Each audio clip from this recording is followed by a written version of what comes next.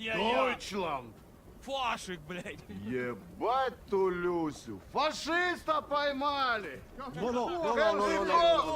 Я журналист. Окей? Не фашист. Гитлер капут. Фашист плохо, очень плохо. Мы рады поздравить вас с праздником любви и молодости.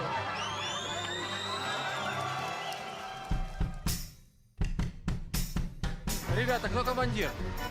Вот он командир! Я командир. Вон малый командир. Я? Не. Кто командир? Я командир. Мне позвонили, сказали, машину нашли. Ну и Вот она. Это твоя машина.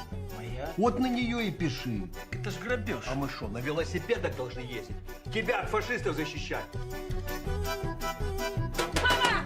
Мама, блядь, открой двери, блядь! Чё стали? Намазано! Сейчас весь этот банк шатнет!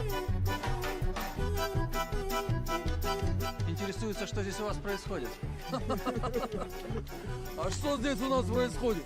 Что здесь ребята происходит? Что там происходит? Война, блядь, у нас происходит.